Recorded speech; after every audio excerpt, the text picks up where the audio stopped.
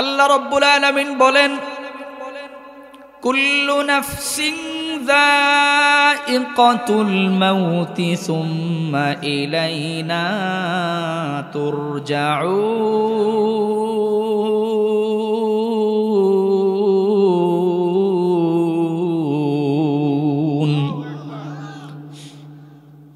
আল্লাহ রাব্বুল আলামিন বললেন, যত প্রাণ পৃথিবীতে সৃষ্টি করা হয়েছে কোনো প্রাণ পৃথিবীতে চিরস্থায়ী নয়। সবাইকেই মৌত গ্রহণ করা লাগবে, মৃত্যু সবাইকেই বরণ করতে হবে। কেউ পৃথিবীতে চিরস্থায়ী থাকতে পারবে না। চিরস্থায়ী শুধুমাত্র কেবলমাত্র একজন। রব্বুল আলামিন বলেন, কুল্লু শাইইন হালিকুন ইল্লা ওয়াজহা। সবাই পৃথিবী ছেড়ে বিদায় নিবে, একজন শুধুমাত্র কেবলমাত্র চিরঞ্জীব চিরস্থায়ী। জোরে বলেন তিনি কে? সব মানুষ পৃথিবী ছেড়ে বিদায় গ্রহণ করবে। প্রত্যেকটা মানুষকেই মৌতের স্বাদ গ্রহণ করতে হবে। সবাইকেই মৃত্যুবরণ করা লাগবে। মৃত্যুর পরে প্রত্যেকটা মানুষকেই দাফন করা হয় কবরের মধ্যে। সবাইকেই কবরের মধ্যে প্রবেশ করতে হবে। মৌতের পরের জিন্দেগিটাকে বলা হয় আলামে বারজাখ।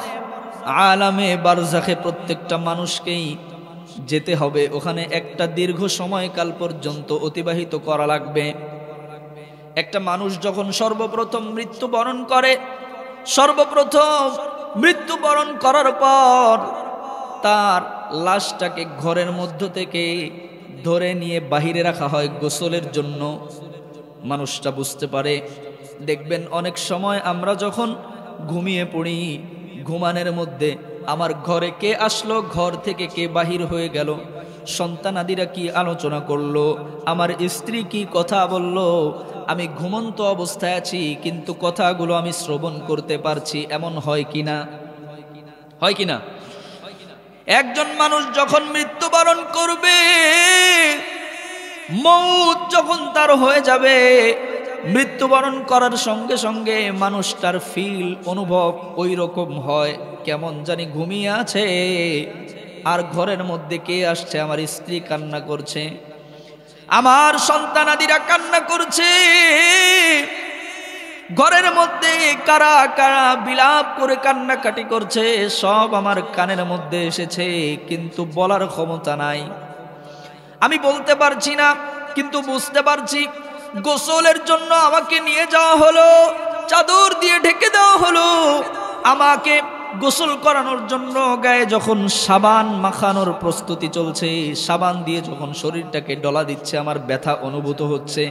আমি চিৎকার দিয়ে বলছি, আমাকে একটু আস্তে আস্তে ধরো, কেন আমার এমন ব্যথা লাগছে? আমি চিৎকার করছি, কিন্তু শোনার ক্ষমতা কেড়ে নিয়ে গেছে। শোনার ক্ষমতা কারো নাই। আমি চিৎকার করছি, কেউ শুনতে পারছে না। এরপর আমাকে যখন দাফন করা হবে, প্রত্যেকটা মানুষকেই যখন দাফন করা হবে, আল্লাহর হাবিব সাল্লাল্লাহু আলাইহি ওয়াসাল্লাম বলেন, ইন্নামাল কবরু রাউদাতুম মিন রিয়াজিল জান্নাহ আও হুফরাতুম মিন হুফারিন নার। মৌতের পরের জগৎটাকে, কবরের জগৎটাকে বলা হয় আলামে বারজাখ। আলামে বারজাখ অর্থাৎ কবরের জিন্দেগি। সর্বপ্রথম যখন কোনো মানুষটাকে কবরের মধ্যে রাখা হয়, নবীজি বলছেন, ইন্নামাল কবরু রাউদাতুম মিন রিয়াজিল জান্নাহ। কবরের জগৎটা কারো কারো জন্য জান্নাতের বাগান সমূহের মধ্য থেকে একটা বাগানে পরিণত হয়ে যায়। কোন সুবহানাল্লাহ। আও হুফরাতুম মিন হুফারিন নার। আর কারো কারো কবরটা জাহান্নামের অগ্নিকুণ্ডের মধ্য থেকে একটা আগুনের দলা, আগুনের স্ফুলিঙ্গে পরিণত হয়ে যায়। বলেন নাউজুবিল্লাহ। আল্লাহর হাবিব সাল্লাল্লাহু আলাইহি ওয়াসাল্লাম একটা জানাজায় অংশগ্রহণ করলেন। খুব ভালো করে বোঝার চেষ্টা করেন। হযরতে সাঈদ রাদিয়াল্লাহু তাআলা আনহু বর্ণনা করেন, নবীজি একটা জানাজায় অংশগ্রহণ করলেন। জানাজায় অংশগ্রহণ করার পর নবীজি সাল্লাল্লাহু আলাইহি ওয়াসাল্লাম দেখলেন সেখানের মানুষেরা, কয়েকজন মানুষ সেখান থেকে হাসাহাসি করছে। নবীজি মানুষদেরকে ডাক দিলেন। হযরতে সাঈদ বললেন, বর্ণনা করেন, তিনি বলেন নবীজি ওই মানুষগুলোকে ডেকে বলতে লাগলেন, সমস্ত আত্মীয়তার স্বাদ ছিন্নকারী মৌতের সঙ্গে তোমাদের পরিচয় নাই। এই মৃত্যুর স্বাদ সম্পর্কে যদি তোমাদের ধারণা থাকতো তাহলে তোমরা জানাজা সামনে রেখে এমন ভাবে তোমরা হাসাহাসি করতে পারতে না। নবীজি সাল্লাল্লাহু আলাইহি ওয়াসাল্লাম বলেন, কবর প্রতিদিন মানুষদেরকে ডাকে, কবর প্রতিদিন মানুষদেরকে ডেকে ডেকে বলে, আনা বাইতুল গুরবা, আমি মুসাফিরের ঘর। আনা বাইতুল গুরবা, আমি মুসাফিরের ঘর। আনা বাইতুল ওয়াহদা, আমি একাকিত্বের ঘর। আনা বাইতুত তুরাব, আমি ধুলা বালুর ঘর। আনা বাইতুদ দুদ, আমি কীট পতঙ্গের ঘর। এজন্য তোমরা আমার ঘরের মধ্যে আসার আগে প্রস্তুতি গ্রহণ করে তারপর তোমরা এসো। কবর প্রতিদিন এভাবে মানুষদেরকে ডেকে ডেকে বলে, আনা বাইতুল ওয়াহদা, আনা বাইতুদ দুদ, আনা বাইতুত তুরাব, আনা বাইতুল গুরবা। আমি অপরিচিত ঘর, আমি একাকিত্বের ঘর, আমি ধুলাবালুর ঘর, আমি কীট পতঙ্গের ঘর। নবীজি সাল্লাল্লাহু আলাইহি ওয়াসাল্লাম বলেন, এরপর যখন একজন নেককার মানুষকে কবরস্থ করা হয়, একজন নেককার মানুষ সৎকর্মশীল বান্দাকে যখন কবরস্থ করা হয়, কবরস্থ করার পর কবর বলতে থাকে, ক্বালা লাহুল কবরু মারহাবান ওয়া আহলান, তোমার আগমন শুভ হোক, তোমাকে স্বাগতম জানাচ্ছি। কবর বলতে থাকে, আমা ইন কুনতা লা আহাব্বা মান ইয়ামশি আলা যহরি ইলাইয়া ফাইদ কুল্লিতুকাল ইয়াওমা সিরতা ইলাইয়া ফাসাতারা সানিঈ বিক। কবর ওই মানুষটাকে বলতে থাকে, জমিনের মধ্যে যেই সমস্ত মানুষেরা চলাচল করত সেই সমস্ত মানুষদের মধ্য থেকে তুমি আমার অতি প্রিয় ছিলে, তুমি আমার অত্যন্ত প্রিয় ছিলে। একজন নেককার মানুষকে যখন দাফন করা হয়, কবর বলে জমিনের মধ্যে যারা চলাচল করত সেই সমস্ত মানুষদের মধ্য থেকে তুমি আমার অত্যন্ত প্রিয় ছিলে। আজকে তুমি আমার মধ্যে এসেছো, আজকে তুমি দেখো আমি তোমার সঙ্গে কত সুন্দর সৌজন্যমূলক আচরণ করি। কোন সুবহানাল্লাহ। আল্লাহর হাবিব সাল্লাল্লাহু আলাইহি ওয়াসাল্লাম বলেন, এরপর ফায়াত্তাসিউ লাহু মাদ্দা বাসারিহি,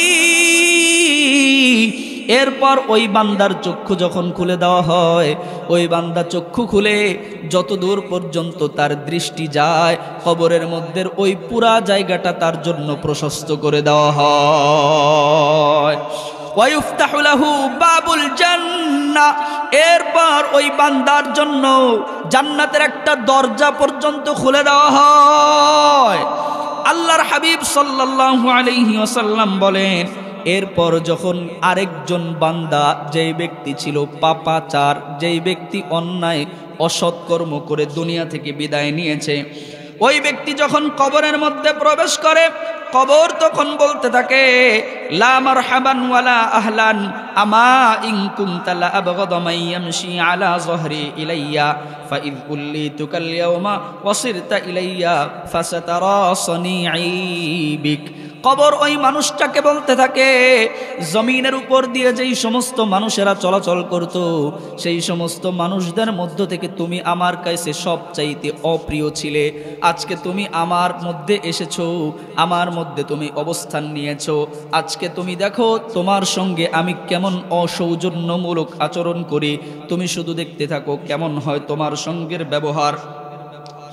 আল্লাহর হাবিব সাল্লাল্লাহু আলাইহি ওয়াসাল্লাম বলেন, এরপর হাত্তা নবীজি বলেন, ফায়ালতা ইমু আলাইহি হাত্তা হাত্তা তালতাকিয়া আলাইহি ওয়া তাখতালিফা আদলাউহু। নবীজি সাল্লাল্লাহু আলাইহি ওয়াসাল্লাম বলেন, ওই পাপাচার ব্যক্তির জন্য কবরটা তখন সংকুচিত হয়ে যায়। নবীজি সাল্লাল্লাহু আলাইহি ওয়াসাল্লাম নিজের আঙ্গুলটাকে এভাবে দেখিয়েছেন। নবীজি বলেন, একজন পাপাচার ব্যক্তিকে যখন কবরস্থ করা হয়, নবীজি এইভাবে আঙ্গুল দিয়ে দেখিয়েছেন, ওই মানুষটাকে কবরস্থ করার পর তার হাড্ডি এবং পাজরের হাড্ডিগুলো এই রকম হয়ে যায়। পাজরের হাড্ডিগুলো আঙ্গুলের মতো এরকম ফাঁকা ফাঁকা, জানেন তো? জানেন? ওই পাজরের হাড্ডিগুলো এমনভাবে মিশে যায়। একজন পাপাচার ব্যক্তিকে যখন দাফন করা হয়, এমনভাবে তার একটা হাড্ডি আরেকটা হাড্ডির মধ্যে এভাবে ঢুকে যাবে। বলেন নাউজুবিল্লাহ। নবীজি সাল্লাল্লাহু আলাইহি ওয়াসাল্লাম আরো বলেন, এরপর তার জন্য 70টা সাপ নিযুক্ত করে দেওয়া হয়। ওই 70টা সাপ তাকে প্রতিনিয়ত দংশন করতে থাকে। নবীজি বলেন, যেই 70টি সাপ বান্দাকে দংশন করে, ওই 70টা সাপের মধ্য থেকে একটা সাপ যদি জমিনের মধ্যে একটু ফু দিয়া দিত, তাহলে জীবনে কোনোদিন জমিনের মধ্যে আর কোনো ফসল উদ্গত হতো না। কত বিষাক্ত সাপ! নবীজি বলেন, এই সাপ তাকে কামড়াতে থাকবে কিয়ামত পর্যন্ত। যতদিন পর্যন্ত কিয়ামত না হয়, ততদিন পর্যন্ত সাপ ওই মানুষটাকে কামড়াতে থাকবে। আর একজন মুমিন, তার ব্যাপারে বর্ণনা এসেছে, হয়তো সে কবরের মধ্যে ঘুমিয়ে পড়বে, অথবা সে জান্নাতের মধ্যে কোনো খেলাধুলায় মত্ত থাকবে, যে কোনো একটা কাজে থাকবে। সে বুঝতেই পারবে না কেমন করে তার কবরের জিন্দেগিটা পার হয়ে যায়। এখন আমি আর আপনি কবরের মধ্যে কতদিন থাকবো, এটার ব্যাপারে হযরতে আবু হুরায়রা রাদিয়াল্লাহু তাআলা আনহুর একটা বর্ণনা আমি আনবো। তার পূর্বে আল্লাহ রাব্বুল আলামিন কোরআনে কারীমের সূরাতুজ জুমারের 68 নম্বর আয়াতে জানিয়েছেন, وَنُفِخَ فِي الصُّورِ فَصَعِقَ مَنْ فِي السَّمَاوَاتِ وَمَنْ فِي الْأَرْضِ إِلَّا مَنْ شَاءَ اللَّهُ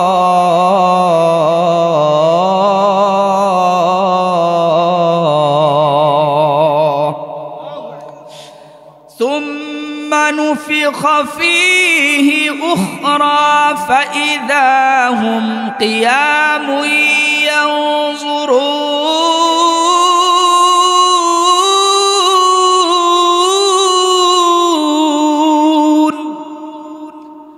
আল্লাহ রাব্বুল আলামিন বলেন, প্রথমবার যখন ফুৎকার দেওয়া হবে, প্রথমবার ফুৎকার দেওয়ার পর সব মানুষ বেহুশ হয়ে যাবে, সব মানুষ মৃত্যুবরণ করবে, সবাই মৃত্যুবরণ করবে। ইল্লা মান শা আল্লাহ, শুধুমাত্র কেবলমাত্র আল্লাহ রাব্বুল আলামিন যাদের ব্যাপারে চাইবেন, যাদের ব্যাপারে রাব্বুল আলামিন চাইবেন, যাদেরকে জীবিত রাখতে চাইবেন, তারা ছাড়া সবাই মৃত্যুবরণ করবে। মৃত্যুবরণ করার পর সুম্মা নুফিখা ফীহি উখরা, দ্বিতীয়বার যখন সিংহায় ফুৎকার দেওয়া হবে, দ্বিতীয়বার সিংহায় ফুৎকার দেওয়ার পর সব মানুষ তারপর কিয়ামতের ময়দানে উঠবে। এখন প্রথমবার ফুৎকার দিলে মানুষ সবাই মারা যাবে, এটা সর্বশেষ যেই ব্যক্তি মারা যাবে তার ব্যাপারে বলছি। সর্বশেষ যেই ব্যক্তি মারা যাবে, সেই ব্যক্তি কতদিন পর্যন্ত কবরের মধ্যে থাকবে? আবু হুরায়রা রাদিয়াল্লাহু তাআলা আনহুর কাছে জিজ্ঞাসা করা হলো, সর্বশেষ যেই ব্যক্তি ইন্তেকাল করবে, সেই ব্যক্তি কতদিন কবরের মধ্যে থাকবে? হযরতে আবু হুরায়রা বলেন, প্রথম সিংহায় ফুৎকার দেওয়ার পর দ্বিতীয় সিংহায় ফুৎকার দেওয়ার আগ পর্যন্ত কবরে থাকবে। আবু হুরায়রার কাছে জিজ্ঞাসা করা হলো, প্রথম সিংহায় ফুৎকার থেকে দ্বিতীয় সিংহায় ফুৎকার দেওয়ার এই যে এটার মধ্যে দূরত্ব কতটুকু? আবু হুরায়রা বলেন, 40 পর দ্বিতীয়বার সিংহায় ফুৎকার দেওয়া হবে। হযরতে আবু হুরায়রার কাছে জিজ্ঞাসা করা হলো, আবু হুরায়রা, 40 পর যে আপনি বললেন, এই 40 পর মানে কি? 40 মিনিট? আবু হুরায়রা বলেন, না, 40 মিনিট নয়, আবার ওনার কাছে প্রশ্ন করা হলো, তাহলে কি 40 দিন? আবু হুরায়রা বলেন না। হযরতে আবু হুরায়রার কাছে আবার প্রশ্ন করা হলো, তাহলে কি 40 সপ্তাহ? আবু হুরায়রা বলেন না, 40 সপ্তাহ নয়। আবার প্রশ্ন করা হলো, তাহলে কি 40 মাস? আবু হুরায়রা বলেন না, 40 মাস নয়। আবার জিজ্ঞাসা করা হলো, আবু হুরায়রা তাহলে কি 40 বছর? আবু হুরায়রা বলেন না, তাও নয়, 40 বছর নয়। এবার আবু হুরায়রার কাছে আর প্রশ্ন করার সাহস করেন নাই সাহাবায়ে কেরাম, আর প্রশ্ন করেন নাই।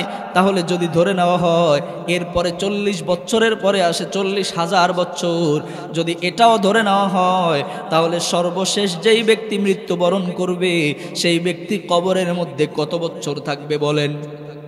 40,000 বছর। কত বছর? এটা সবাই বলেন না। সর্বশেষ যেই ব্যক্তি কবরে প্রবেশ করবে তাকে কত হাজার বছর থাকা লাগবে? 40,000 বছর। আপনাদের বুঝতে কষ্ট হচ্ছে, অসুবিধা হচ্ছে? সবাই কথা বলবেন। 40,000 বছর। আমার আপনার দুনিয়াতে চলার যেই গতিবিধি, এই গতিবিধির দিকে, আমার নিজের চলার গতিবিধির দিকে যদি আমি নিজে পর্যবেক্ষণ করি, তাহলে আমার কাছে কি মনে হয় যে আমি একজন জান্নাতি মানুষ? প্রত্যেকে নিজে নিজে প্রশ্ন করেন নিজের কাছে যে আমি কি জান্নাতি মানুষ? আল্লাহু আকবার। আল্লাহ কাকে ক্ষমা করবেন, কাকে জান্নাতে দিবেন, এটা আল্লাহ জানেন। আজকের আলোচনায় কোনো হাসাহাসি নাই, সবাই একবারে মনটাকে নরম করে আলোচনা শুনবেন। আমি নিজের কাছে যদি প্রশ্ন করি, হযরতে উসমান রাদিয়াল্লাহু তাআলা আনহু, নাম শুনছেন আপনারা? ইসলামের কততম খলিফা? আল্লাহু আকবার। বাংলাদেশের মানে সর্বসেরা অলরাউন্ডারের নাম কি? হ্যাঁ, ইমন। মাশাআল্লাহ। সাকিব আল হাসানের নাম সবাই জানে, কিন্তু তৃতীয় খলিফার নাম জানে না। জাতির জন্য কপাল পোড়া দুর্ভোগ। ইসলামের তৃতীয় খলিফার, কেউ হাসবেন না ভাই, দয়া করে। আমার যুবক ভাইয়েরা যারা আছেন, আপনাদের হাতে ধরি পায়ে ধরি, আপনারা শেষ পর্যন্ত থাকবেন তো? আল্লাহ কবুল করুন। তাহলে যেই ব্যক্তি সর্বশেষ থাকবে সেও 40 বছর। ইসলামের তৃতীয় 40,000 বছর। ইসলামের তৃতীয় খলিফার নাম হযরতে উসমান রাদিয়াল্লাহু তাআলা আনহু। কি নাম? উসমান। ওনার একটা উপাধি আছে। কি উপাধি বলেন তো? ওটা তো আলাদা।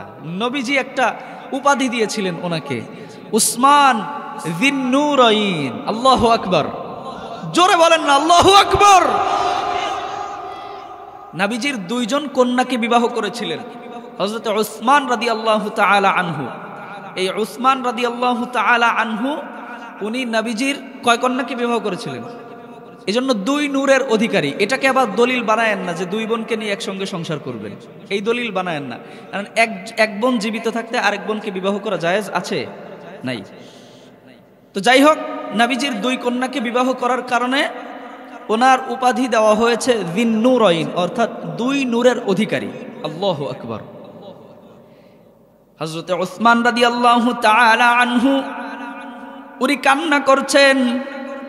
সাহাবায়ে কেরাম উসমানকে জিজ্ঞাসা করলেন, উসমান কেন আপনি কান্না করেন? হযরতে উসমান রাদিয়াল্লাহু তাআলা আনহু বলেন, আমি কবরের ভয়ে ক্রন্দন করি। আল্লাহু আকবার। হযরতে উসমানের কাছে জিজ্ঞাসা করা হলো, উসমান আপনি কবরের ভয়ে ক্রন্দন করেন, অথচ নবীজি সাল্লাল্লাহু আলাইহি ওয়াসাল্লাম বলে গিয়েছেন যেই সমস্ত মানুষেরা দুনিয়াতে থাকাকালীন জান্নাতের সুসংবাদ প্রাপ্ত, অর্থাৎ যেই 10 জন সাহাবীর ব্যাপারে নবীজি বলেছেন এই 10 জন জান্নাতি, আপনি তাদের মধ্যে অন্যতম। কোন সুবহানাল্লাহ। উসমান রাদিয়াল্লাহু তাআলা আনহু বললেন, কবর এই স্বীকারোক্তি দিবে না যে কিয়ামতে কে জান্নাত পাবে। তার মধ্যে প্রবেশ করার সঙ্গে সঙ্গে আমাকে জিজ্ঞাসা করা হবে, আমাকে প্রশ্ন করা হবে, মান রব্বুক ওয়া মা দীনুক। জিজ্ঞাসা করা হবে। 3টা প্রশ্ন করা হবে। জোরে বলেন কয়টা? 1 নম্বরে তোমার রব কে? আমাদের রব কে বলেন তো? আরো আওয়াজ দিয়ে বলেন, আমাদের রব কে? আল্লাহ। আজকের অন্তত দিল থেকে এই আল্লাহ ডাকের উসিলায় আপনি আমাদের সকলকে ক্ষমা করে দেন, সকলে পড়েন আমিন। তাহলে আমাদের রব কে বলেন তো? আল্লাহ। এরপর আমাদের দিন কি? ইসলাম। এরপর আমাদের নবী কে? আল্লাহ। কবরের মধ্যে প্রবেশ করার পর আমাদেরকে এই তিনটা প্রশ্নের জবাব সুন্দর মতো দেওয়ার তৌফিক দান করেন। সম্মানিত হাজিরিন, কবর জগৎ শেষ হতে হতে 40,000 বছর সময় অতিবাহিত হয়ে যাবে। 40,000 বছর অতিবাহিত হওয়ার পর আল্লাহ রাব্বুল আলামিন কিয়ামত কায়েম করবেন। কোন কিয়ামত? লাকাদ কুনতা ফি গাফলাতিন মিন হাযা ফাকাশাফনা আনকা গিতাআকা ফাবাসারুকাল ইয়াওমা হাদীদ। যেই কিয়ামত দিবস সম্পর্কে আমরা গাফেল, যেই কিয়ামত দিবস সম্পর্কে আমরা উদাসীন, এই কিয়ামত দিবস সেদিন কায়েম হয়ে যাবে। আল্লাহ রব্বুল আলামিন কিয়ামত দিবস কায়েম করার পর রব্বুল আলামিন একটা আদালত সেখানে বসাবেন, ইনসাফের আদালত রব্বুল আলামিন বসাবেন। আশপাশ থেকে এত কথার আওয়াজ আসতেছে কেন?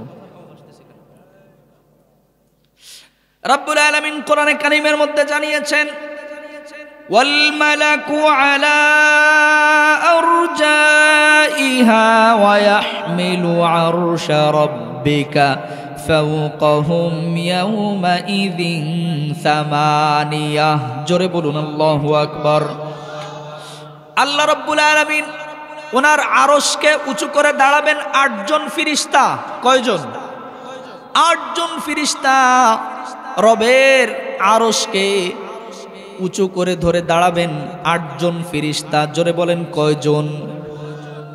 এই 8 জন ফেরেশতার এক একজনের এই যে কানের লতি থেকে কাঁধ পর্যন্ত, কানের লতি থেকে কাঁধ পর্যন্ত এটার দূরত্ব হলো 7 তবক আসমানের নিচ থেকে নিয়া 7 তবক আসমানের উপর পর্যন্ত যতটুকু দূরত্ব একজন ফেরেশতার কানের লতির থেকে কাঁধ পর্যন্ত, এটার দূরত্ব এতটুকু সমান। কোন আল্লাহু আকবার। তাহলে রবের আরশটা কত উঁচু চিন্তা করা যায়। এরকম 8 জন ফেরেশতা আল্লাহ পাক রব্বুল আলামিনের আরশকে, রব্বুল আলামিনের কুরসি চেয়ারকে নিয়ে দাঁড়িয়ে যাবে। আল্লাহ পাক রব্বুল আলামিন কোরআনে কারীমের মধ্যে বলেন, ওয়ানাদাউল মাওয়াজিনাল কিসতা লিয়াউমিল কিয়ামাতি ফালা তুযলামু নাফসুন শাইআ। সেদিন কোনো মানুষের উপরে বিন্দু পরিমাণ কোনো জুলুম করা হবে, বিন্দু পরিমাণ কোনো মানুষের উপর জুলুম করা হবে না। ওয়ানাদাউল মাওয়াজিনাল কিসতা লিয়াউমিল কিয়ামাতি ফালা তুযলামু নাফসুন শাইআ ওয়া ইন কানা মিসকালা হাববাতিন মিন খারদালিন আতাইনা বিহা। কোনো মানুষ যদি সামান্য পরিমাণ কোনো আমল করে থাকে, ওই আমলটাকে আল্লাহ রব্বুল আলামিন ওই মানুষকে সেদিন তার সামনে উপস্থাপন করবেন। কোন সুবহানাল্লাহ। ওয়া কাফা বিনা হাসিবিন। আর হিসাবের জন্য একজন যথেষ্ট। জোরে বলেন তিনি কে?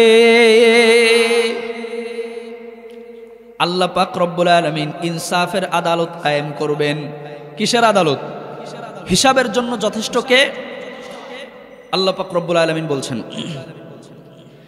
الذين يبلغون رسالات الله ويخشونه ولا يخشون أحدا إلا الله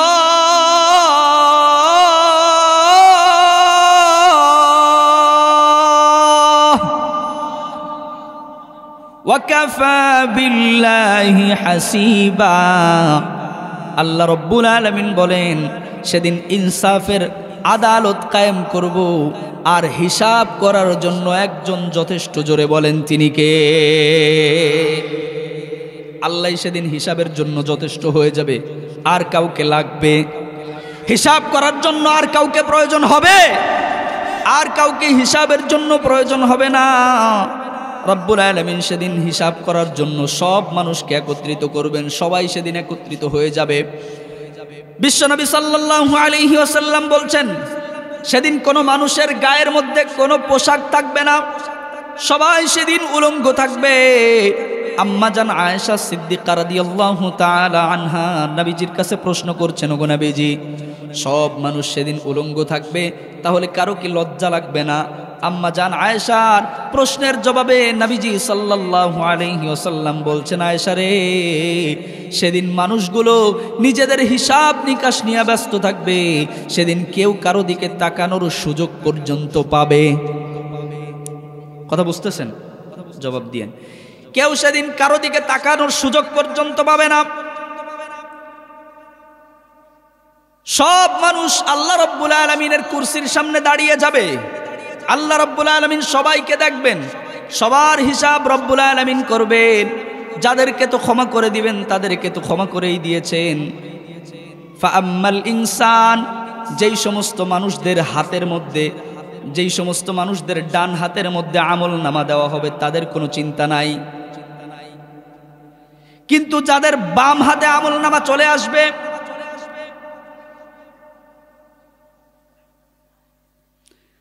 যেই সমস্ত মানুষদের বাম হাতের মধ্যে আমল নামা চলে আসবে তাদের চিন্তার কোনো শেষ আছে? যাদের ডান হাতের মধ্যে আল্লাহ রাব্বুল আলামিন আমল নামা দিবেন তাদের কোনো চিন্তা নাই, কিন্তু যাদের বাম হাতের মধ্যে আমল নামা তাদের চিন্তার কোনো শেষ নাই। সেই সমস্ত মানুষগুলো আফসোস করতে থাকবে। আল্লাহ রাব্বুল আলামিন কোরআনের মধ্যে বলেন, ওয়াউদিআল কিতাব, সেদিন কিতাব প্রণয়ন করা হবে, কিতাবকে প্রস্তুত করা হবে। কিসের কিতাব? কিসের কিতাব প্রস্তুত করা হবে? প্রত্যেকটা মানুষের আমল নামা সেদিন প্রস্তুত করা হবে। আল্লাহু আকবার। আল্লাহ রাব্বুল আলামিন যখন ইনসাফের আদালত কায়েম করবেন, বিচারক থাকবেন কে? হ্যাঁ, এখন একটু জোরে জোরে বলবেন, বিচারক থাকবেন কে? আল্লাহ। যখন কোনো বিচারক বিচার করেন, সুষ্ঠু বিচার করার জন্য দুইটা জিনিসের প্রয়োজন। কয় জিনিস? দুই জিনিস। এক নম্বরে হলো সাক্ষীদাত, মানে যিনি সাক্ষী দিবেন, সাক্ষ্যদাতা, আর তার সত্য সাক্ষ্য। বিচার কায়েম করার জন্য দুইটা জিনিসের প্রয়োজন। এক নম্বরে সাক্ষ্যদাতা আর তার সত্য সাক্ষ্য, আর দুই নম্বরে হলো উপযুক্ত প্রমাণ। কিয়ামতের ময়দানে কারা সাক্ষ্য দিবেন তার মধ্যে এক নম্বর আল্লাহ রাব্বুল আলামিন বলছেন, ওয়াকাফা বিল্লাহি শাহিদা, সেদিন আমি সাক্ষ্য দিব। কে বলছেন? না, আল্লাহ যদি সাক্ষী দেয় আর কারো সাক্ষীর প্রয়োজন আছে? আর কারো সাক্ষীর সেদিন প্রয়োজন নাই। আল্লাহ রাব্বুল আলামিন সেদিন কয়েকটা সাক্ষী গ্রহণ করবেন। তার মধ্যে এক নম্বরে রব্বুল আলামিন নিজেই সাক্ষী দিবেন। দ্বিতীয় নম্বরে রব বলছেন, কিরামান কাতিবিনা ইয়ালামুনা মা তাফআলুন।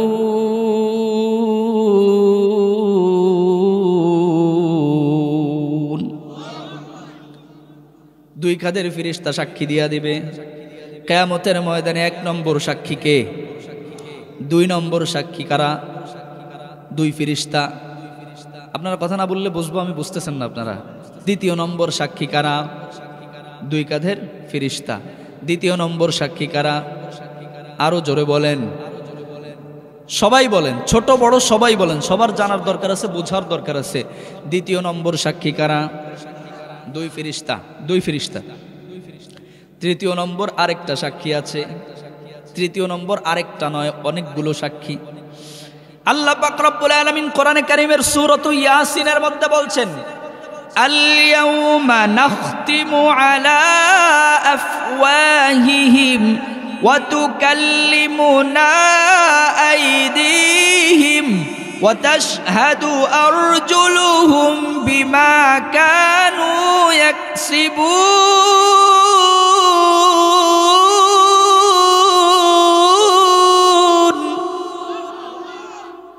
আল্লাহ রাব্বুল আলামিন বলছেন, আরেকটা সাক্ষী সেদিন আছে।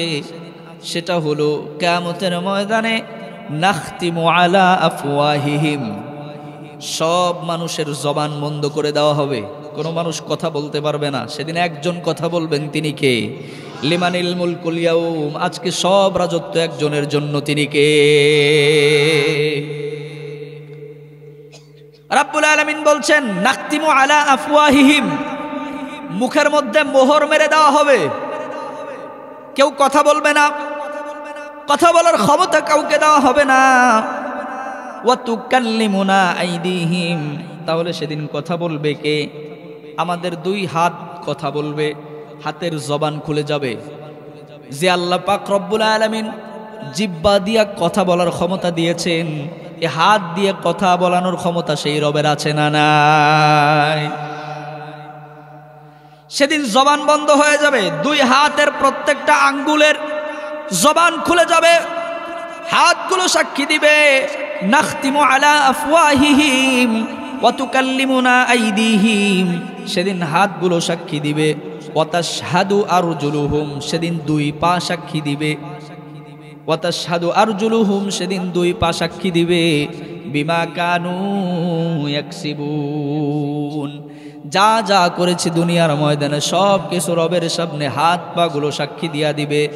আপনি যদি কোনো অন্যায় কাজ করেন দুই হাত দিয়া, অন্যায় কাজের উদ্দেশ্যে যদি আপনি দুই পা দিয়া কোথাও যান, আল্লাহ রব্বুল আলামিন বলে দিয়েছেন আজকে আমি নিষেধ করব না, তোমার পা তোমার কথা মতো চলবে, তোমার নফস তোমার চিন্তা অনুযায়ী ভাববে, তোমার হাত তোমার চিন্তা অনুযায়ী কোনো কিছু ধরবে, কোনো কিছুতে নিষেধ করা হবে না। কিন্তু কিয়ামতের ময়দানে একজনের কাছে হিসাব দেওয়া লাগবে, তিনি কে? হাত্তা ইযা মা জাউহা শাহিদা আলাইহিম সামউহুম, কান সাক্ষী দিবে, ওয়া আবসারুহুম, চক্ষু সাক্ষী দিবে, ওয়া জুলুদুহুম, চামড়াগুলো পর্যন্ত সাক্ষী দিবে আল্লাহর কাছে। কে সাক্ষী দিবে? এই চামড়াগুলো পর্যন্ত সাক্ষী দিবে কিয়ামতের ময়দানে। বিমা কানু ইয়াকসিবুন, কি করছি। এবার দেখেন, দুনিয়াতে কি আমাদের হাত কথা বলে? দুনিয়ায় আমাদের হাত কথা বলে, আমাদের পা কথা বলে, আমাদের কান কথা বলে, আমাদের চক্ষু কথা বলে? কথা বলে না। কিয়ামতের ময়দানে যখন হাতের জবান খুলে যাবে, পায়ের জবান খুলে যাবে, চোখের জবান, চোখটা কথা বলবে, চোখে কথা বলবে, আল্লাহ আমারে দিয়া পরনারীর দিকে তাকাইছে, আল্লাহ আমারে দিয়া অশ্লীল সিনেমাগুলো দেখছে, আল্লাহ আমারে দিয়া নাটকগুলো দেখছে, আল্লাহ আমারে দিয়া সিরিয়ালগুলো দেখছে, আল্লাহ আমারে দিয়া এই অন্যায়গুলো করছে। যখন এই কথাগুলো চোখে বলবে, হাতে বলবে, পায়ে বলবে, চামড়া পর্যন্ত যখন কথা বলবে, তখন মানুষ বলবে। আল্লাহ পাক রব্বুল আলামিন কোরআনে কারীমের মধ্যে বলছেন, আকালু লিজুলুদিহিম লিমা শাহিদতুম আলাইনা, মানুষ বলবে, ও চামড়া, আজকে তোমাকে কে কথা বলার ক্ষমতা দিল? তুমি তো দুনিয়ার ময়দানে কথা বলতে না। পাকে মানুষ বলবে, পারে, তোমার জবানটা কে খুলে দিল? হাত রে ডাক দিয়া বলবে, হাত রে, তোমার জবানটা কে খুলে দিল? প্রত্যেকটা অঙ্গ প্রত্যঙ্গকে মানুষ জিজ্ঞাসা করবে, আজকে তোমাদের জবান কে খুলে দিয়েছে? সেদিন প্রত্যেকটা অঙ্গ প্রত্যঙ্গ বলবে, মানুষের কথার জবাবে বলবে, ক্বালু আনতাকানা আল্লাহুল্লাযী আনতাকা কুল্লা শাইইন ওয়া হুয়া খালাকাকুম আউওয়ালা মাররাহ। জোরে বলুন আল্লাহু আকবার। সেদিন মানুষের এই অঙ্গ প্রত্যঙ্গগুলো বলবে, তোমাকে যেই আল্লাহ তাআলা রব্বুল আলামিন দুনিয়ার ময়দানে জবান দ্বারা কথা বলার ক্ষমতা দিয়েছিলেন, আজকে আল্লাহ পাক রব্বুল আলামিন আমাদেরকেও কথা বলার ক্ষমতা দিয়েছে।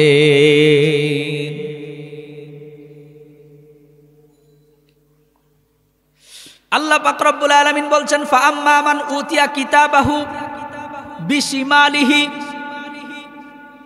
যখন কোন মানুষের হাতের বাম হাতে যখন আমলনামা দেওয়া হবে, বাম হাতে আমলনামা দেওয়ার পর ওই মানুষটাকে বলা হবে ইকরা কিতাবাক।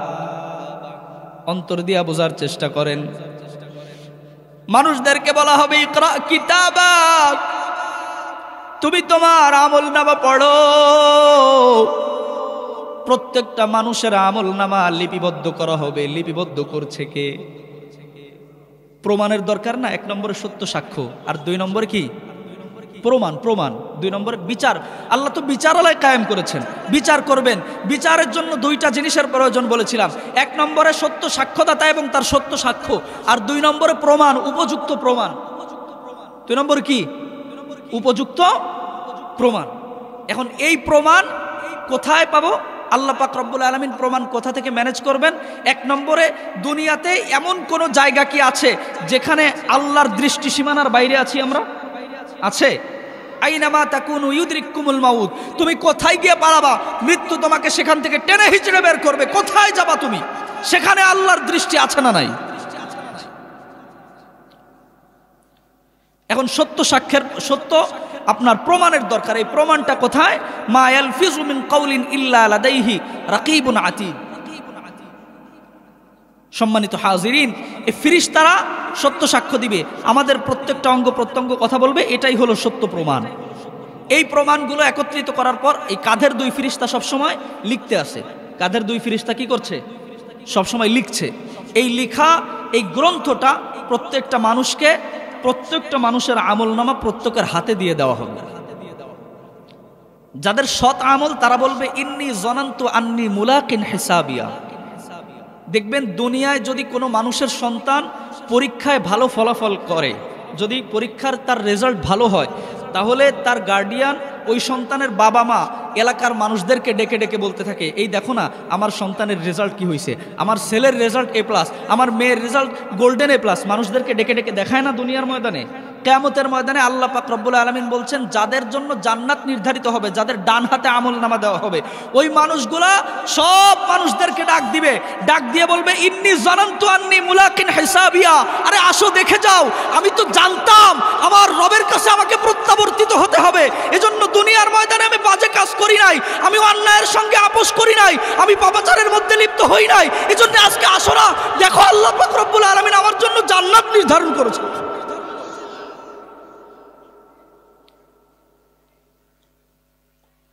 আর জাহান্নামী মানুষগুলো বলবে ইয়া লাইতানি লাম উতা কিতাবিয়া।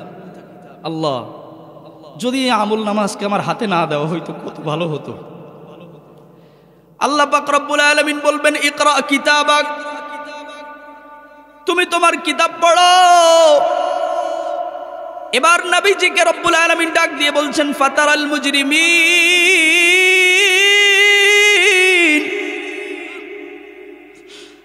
আপনি মুজরিমদেরকে দেখবেন, অপরাধী মানুষগুলোকে আপনি দেখবেন, মুশফিকিনা মিম্মা ফি, তাদের চেহারাটা ভীত সন্ত্রস্ত হয়ে যাবে। ফাতারাল মুজরিমিন, আপনি সেদিন দেখবেন মুশফিকিনা ফি, অপরাধী মানুষগুলোর চেহারা সেদিন ভীত সন্ত্রস্ত হয়ে গিয়েছে। ওয়ায়াকুলুনা ইয়া ওয়াইলাতানা মা লিহাদাল কিতাব, আল্লাহ পাক রব্বুল আলামিন বলছেন মানুষগুলো, অপরাধী মানুষগুলো বলবে মা লিহাদাল কিতাব, এটা কেমন কিতাব, এটা কেমন কিতাব আল্লাহ আপনি আমার হাতে দিয়েছেন। লা ইউগাদিরু সগীরা ওয়ালা কাবীরা, কোনো একটা ছোট আমলও আমার ছেড়ে দেওয়া হয় নাই, কোনো একটা বড় আমলও ছেড়ে দেওয়া হয় নাই। আল্লাহ কেমন কিতাব আপনি আমার হাতে দিলেন, একটু অনুভব করার চেষ্টা করেন, অনুভব করার চেষ্টা করেন। আমার আমলনামা কিয়ামতের ময়দানে আমার হাতে, আমি আল্লাহর সামনে দাঁড়িয়ে আছি। দুনিয়ার সব মানুষের সামনে আমি কিয়ামতের ময়দানে রবের দরবারে দাঁড়িয়ে আছি। আল্লাহ আমার আমলনামা আমার হাতে দিয়েছেন। আমি কবে মিথ্যা কথা বলছিলাম, আমি কবে সুদ খেয়েছিলাম, আমি কবে ঘুষ খেয়েছিলাম, কবে আমি প্রতারণা করছিলাম, কবে আমি মানুষের হক নষ্ট করেছিলাম, কবে আমি মানুষের সঙ্গে অন্যায় আচরণ করছিলাম, কোন কোন ওয়াক্ত নামাজ আমি ছেড়ে দিয়েছিলাম, সব আমলনামাগুলো লিপিবদ্ধ করে কিতাব আকারে আল্লাহ পাক রব্বুল আলামিন আমার সামনে উপস্থিত করে দিয়েছেন। এটা হবে, কোনো সন্দেহ আছে? কোনো সন্দেহ আছে? মানুষগুলো বলতে থাকবে মালি হাদাল কিতাব,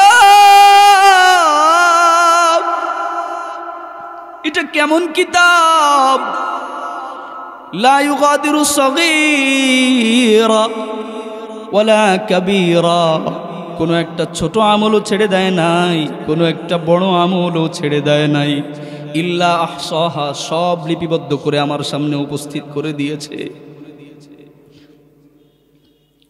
ওয়াজাদু মা আমিলু হাদিরা, সেদিন সব মানুষগুলো তাদের কৃতকর্মের আমলগুলো দুনিয়ার থেকে যা প্রেরণ করেছে কিয়ামত দিবসের জন্য, পরজগতের জন্য যা কিছু প্রেরণ করেছে সেদিন সব মানুষদের সামনে উপস্থিত করে দেওয়া হবে।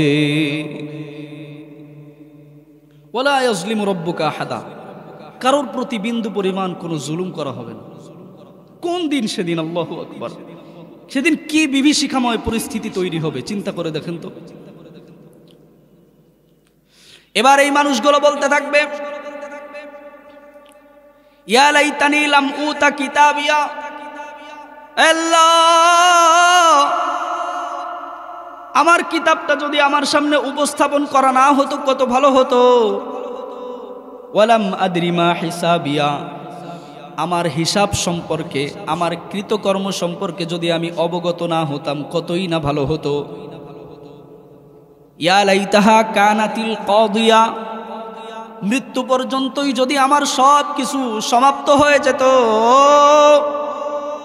মৌত পর্যন্তই যদি সব সমাপ্ত হয়ে যেত। ফায়াকুলু ইয়া লাইতানি কুনতু তুরাবা, মৌতের পর, মৃত্যুবরণ করার পর যদি আমি মাটি হয়ে যেতাম কতই না ভালো হতো। ইয়া লাইতাহা কানাতিল কাদিয়া, মৃত্যু পর্যন্তই যদি আমার সব সমাপ্ত হয়ে যেত। হালাকা আন্নি সুলতানিয়া মা আগনা আন্নি মালিয়া, দুনিয়ার কোন সম্পদ আজকে আমার কোনো কাজে আসে নাই, দুনিয়ার কোন সম্পদ আজকে আমার কোনো কাজে লাগে নাই। মা আগনা আন্নি মালিয়া হালাকা আন্নি সুলতানিয়া, আজকে দুনিয়ার সমস্ত ক্ষমতা আজকে আমার খর্ব হয়ে গিয়েছে, দুনিয়ার কোনো ক্ষমতা আমার নাই। কে এমপি, কে মন্ত্রী, কে মেম্বার, কে চেয়ারম্যান, কে ধনী, কে গরিব, কারোর কোনো ক্ষমতা সেদিন কোনো কাজে আসবে। লিমানিল মুলকুল ইয়াউম, একজনের ক্ষমতা চলবে, তিনি কে? আল্লাহ পাক রব্বুল আলামিন জানিয়েছেন। এরপর ওই মানুষটাকে বলা হবে খুযুহু ফাগুল্লু, পাকড়াও করো আর তাকে জাহান্নামের মধ্যে নিয়ে যাও। সুম্মাল জাহিমা সাল্লু, এরপর ওই মানুষটাকে টানা হেচড়া করতে করতে জাহান্নামের দিকে নিয়ে যাওয়া হবে। সুম্মা ফি সিলসিলাতিন দারউহা ৭০ যিরাআন ফাসলুকু, এরপর ওই মানুষটাকে একটা শিকল দ্বারা বাঁধা হবে, এই শিকলটার দৈর্ঘ্য হবে ৭০ হাত, এই শিকল দিয়ে বাঁধা হবে। সুম্মা ফি সিলসিলাতিন দারউহা ৭০ যিরাআন ফাসলুকু ইন্নাহু কানা লা ইউমিনু বিল্লাহিল আযীম, জাহান্নামে তাকে অনন্তকাল সেখানে থাকা লাগবে। কতকাল সেখানে সে থাকবে এটা একমাত্র জানেন কে? আল্লাহ। সম্মানিত হাজিরিন, আল্লাহ পাক রব্বুল আলামিন এই জান্নাতি আর জাহান্নামী, একদল তো চলে যাবে কোথায়? জান্নাতে, আরেক দল ফারিকুন ফিল জান্নাহ ওয়া ফারিকুন ফিস সাঈর, একদল জান্নাতি আরেক দল জাহান্নামী, একদল জান্নাতি আরেক দল জাহান্নামী। তো জান্নাতীরা জান্নাতে চলে গেল, জাহান্নামীরা জাহান্নামে তাদের অবস্থান গ্রহণ করলো। জান্নাতীরা জান্নাতে, জাহান্নামীরা জাহান্নামে। আল্লাহ পাক রব্বুল আলামিন জান্নাত থেকে জাহান্নামীদের দেখার ব্যবস্থা করে দিবেন। জান্নাতীরা জাহান্নামীদেরকে দেখবে সরাসরি। এই আড়ংঘাটা এলাকার, এই এলাকার যারা জান্নাতে যাবে, এই জান্নাতি মানুষ, আড়ংঘাটা এলাকার জান্নাতি মানুষগুলো আড়ংঘাটা এলাকার জাহান্নামী মানুষগুলোকে দেখতে পাবে। কথা কি বুঝতে পারছেন? এটা কোনো কথা কি অবাস্তব, অবিশ্বাস করার মতো কোনো কথা আছে? কেউ যদি অবিশ্বাস করে তার ঈমান থাকবে? এটা আমার কথা, বলেছেন কে? তাহলে জান্নাতি মানুষগুলো জান্নাতে যাবে, জাহান্নামী মানুষগুলো জাহান্নামে থাকবে। তো আড়ংঘাটা এলাকার জাহান্নামী মানুষগুলো জাহান্নামে চলে যাবে, জান্নাতি মানুষগুলো জান্নাতে উঠে যাবে। এবার এই জান্নাতি মানুষগুলো জাহান্নামীদেরকে প্রশ্ন করবে, আজকে তোমরা কেন জাহান্নামে এলে?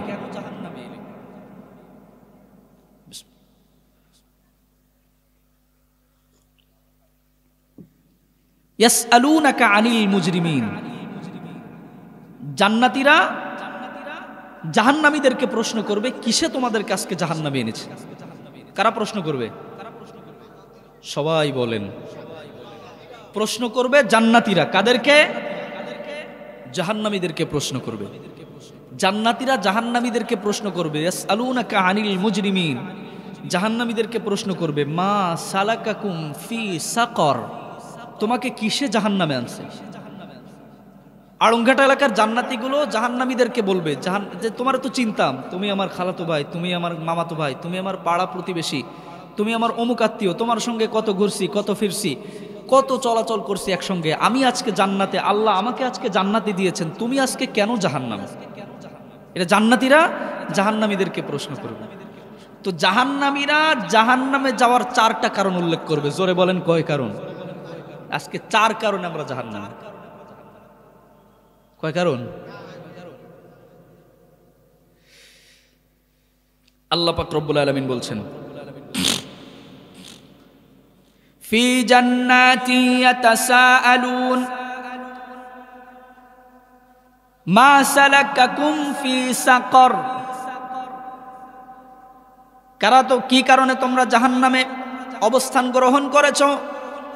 কিসে আজকে তোমাদেরকে জাহান্নামে নিয়ে এসেছে? তারা 4টা কারণ দর্শাবে, 4টা কারণ উল্লেখ করবে। এই 4 কারণে আজকে আমরা জাহান্নামী। সেই কারণগুলো হলো, ক্বালু লাম নাকু মিনাল মুসাল্লিন। জোরে বলুন আল্লাহু আকবার। 1 নম্বরে হলো, আমরা মুসল্লি ছিলাম না, আমরা সালাত আদায় করতাম না। সালাত আদায় না করার কারণে আজকে আমরা জাহান্নামের বাসিন্দা হয়ে গিয়েছি। 4 কারণের প্রথম কারণ হলো, নামাজ ছেড়ে দিয়েছিলাম দুনিয়ার ময়দানে। দুনিয়াতে সালাত আদায় করার মানুষ বেশি নাকি না আদায় করার মানুষ বেশি? 100 ঘর যদি মহল্লায় থেকে থাকে, তাহলে দেখা যায় 10 জন মানুষ মসজিদে গিয়ে সালাত আদায় করে, বাকি 90 জন মানুষ ঘুমিয়ে তাদের ফজরটাকে কাজা করে। ঠিক কিনা? ক্ষণ গেল পড়নি নামাজ, জোহরে ডুবেছিলে নিয়ে শত কাজ। ঠিক কিনা? ফজরের ক্ষণ গেল পড়নি নামাজ, জোহরে ডুবেছিলে নিয়ে শত কাজ। হেলায় খেলায় গেল আসরের কাল, হেলায় খেলায় গেল আসরের কাল। মাগরিবেও পড়লে না নামাজির সাজ।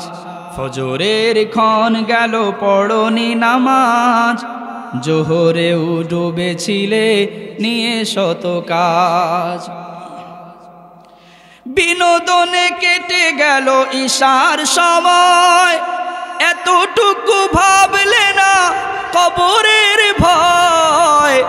বিনোদনে কেটে গেল ঈশার সময়, এতটুকু জাগলো না কবরের ভয়। খুঁজলে না একবারও নাজাতের পথ, খুঁজলে না একবারও নাজাতের পথ। মুসলিম নাম নিতে পেলে না তো লাজ। ফজরের ক্ষণ গেল পড়নি নামাজ, জোহরেও ডুবেছিলে নিয়ে শত কাজ। তোমার মতন নেই হতভাগা কেউ, নেই এত পাপাচার পৃথিবীতে আর। একবার শুরু হলে ভাঙনের ঢেউ, কখনো ফিরাতে জানি পারবে না তা। নামাজি ফারাক করে কাফের মুমিন, বিশ্বাসী আবাদ করো বুকের জমিন। নামাজি ফারাক করে কাফের মুমিন, বিশ্বাসী আবাদ করো বুকের জমিন। সালাত কায়েম করা ইমানের দাবি, পরকালমুখী করো মনটাকে আজ। ফজরের ক্ষণ গেল পড়নি নামাজ, জোহরেও ডুবেছিলে নিয়ে শত কাজ। ফজরের ক্ষণ গেল পড়নি নামাজ, জোহরেও ডুবেছিলে নিয়ে শত কাজ। হেলায় খেলায় গেল আসরের কাল, মাগরিবেও পড়লে না নামাজির সাজ।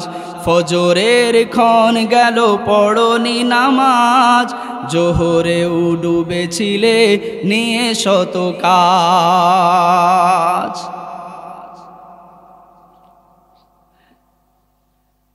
তাহলে জাহান্নামে যাওয়ার 4 কারণের এক কারণ কি বলেন তো?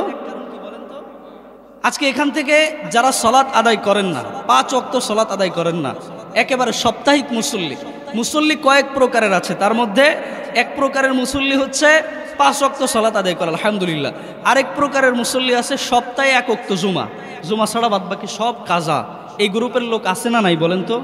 আরও এক গ্রুপের আছে তারা বছরে 2 ওয়াক্ত নামাজ পড়ে, 2 ঈদের নামাজ।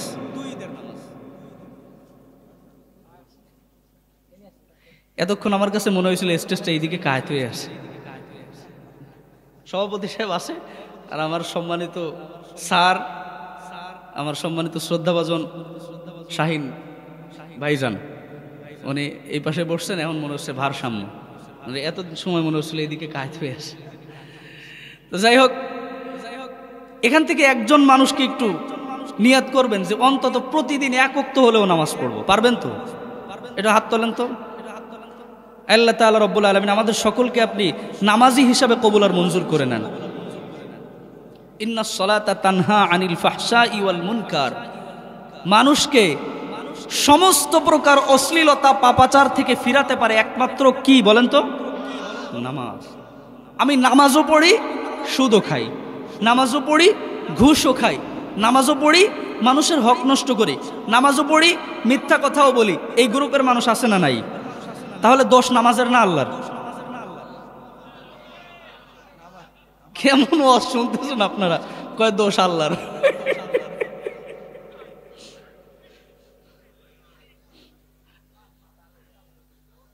দোষ কার? দোষ আমার। তার মানে আমি নামাজও পড়ছি, অন্যের সঙ্গে আমি মিশেও আছি, তাহলে বুঝতে হবে যে আমার নামাজ পরিপূর্ণ হচ্ছে না।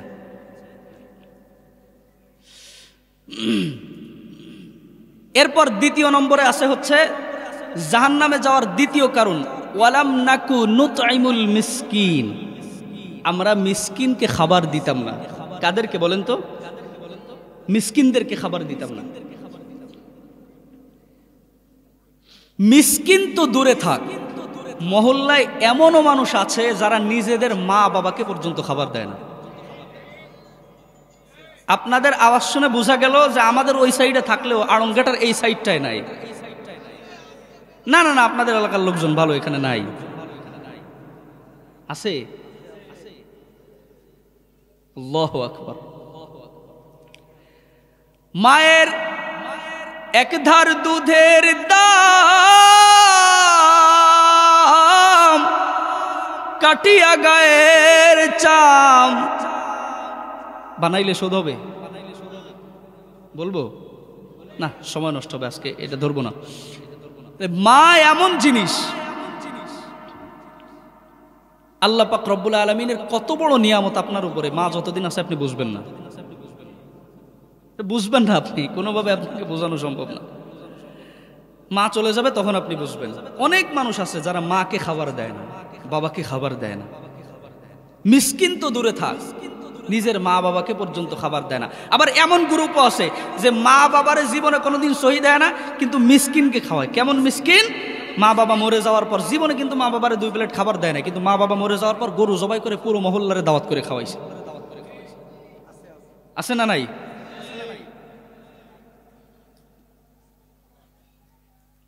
এরা জান্নাতে যাবে না বেহেশতে যাবে?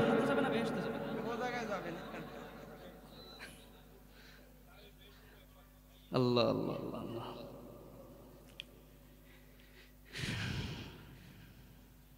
মা বাবাকে খাবার দেয় না এরকম পাপী আছে। একজন মা তার সন্তানকে কত কষ্ট করে জন্ম দেয়, পৃথিবীতে পৃথিবীর আলো চোখে দেখায়। বিজ্ঞানীরা বলছে সন্তান যখন মায়ের পেটের মধ্যে থাকে, মায়ের পেটের মধ্যে 10 ইঞ্চি জায়গা থাকে সন্তানের জন্য। জোরে বলেন কত ইঞ্চি? 10 ইঞ্চি জায়গা মায়ের পেটের মধ্যে আল্লাহ পাক রব্বুল আলামিন দিয়েছেন। কিন্তু সন্তান কি 10 ইঞ্চি হয়? আরো বেশি হয় না? বিজ্ঞানীরা বলছেন একজন মা যখন তার পেটের মধ্যে সন্তানকে ধারণ করে, ওই সন্তান পেটের মধ্যে আসার পর 10 ইঞ্চির পর যখন 11 ইঞ্চিতে পরিণত হয়, খুব ভালো করে বোঝার চেষ্টা করেন, তখন ওই সন্তানের পাটাকে নিয়ে সেট করে দেওয়া হয় মায়ের কলিজার নিচে। কোথায়? মায়ের কলিজার নিচের মধ্যে সেট করে দেওয়া হয়। সন্তান 11 ইঞ্চি লম্বা হয়, মায়ের কলিজাটা 1 ইঞ্চি উপরে উঠে যায়। আরো 1 ইঞ্চি লম্বা হয়, মায়ের কলিজাটা আরো 1 ইঞ্চি উপরে উঠে যায়। আর 1 ইঞ্চি লম্বা হয়, মায়ের কলিজাটা আর 1 ইঞ্চি উপরে উঠে যায়। বিজ্ঞানী বলছে প্রত্যেকটা সন্তান তার মায়ের কলিজার মধ্যে লাথি মারতে থাকে।